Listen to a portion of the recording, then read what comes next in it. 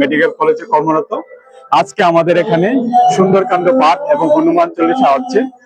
Actually আমাদের এখানে প্রতি বছরই এরকম অনুষ্ঠান যজ্ঞ হোমাদি হয়ে থাকে, যেরকম প্রতি বছর নেই সরস্বতী পূজা, বিশ্বকর্মা পূজা হয়, তারই ঠিক সেরকমই আজকে আমাদের এখানে হনুমান চল্লিশা এবং সুন্দরকাণ্ড পাঠ হচ্ছে।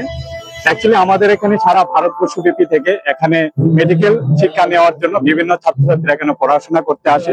তার সাথে সাথে তারা যেরকম বিভিন্ন অ্যাক্টিভিটিস করে থাকে, তার পাশাপাশি আমরা এরকম বিভিন্ন ধর্ম অর্চনার মাধ্যমে এবং তাদের যে মন যেন স্থির থাকে, বুদ্ধি সুন্দর থাকে, পড়াশোনা যেন ভালোভাবে করতে পারে, সেই রকমই আমরা প্রতি বছরের নিয়ে এই বছর এরকম অনুষ্ঠান করেছি।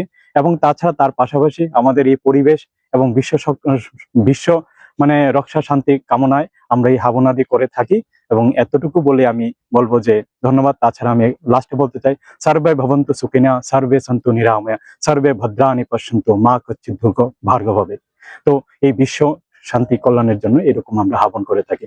ধন্যবাদ, নমস্কার। আমার নাম লিটন আচার্য, আমি ত্রিপুরা শান্তিনিকেতন মেডিকেল কলেজে কর্মরত। আজকে আমাদের এখানে সুন্দরকাণ্ড পাঠ এবং হনুমান চল্লিশা হচ্ছে।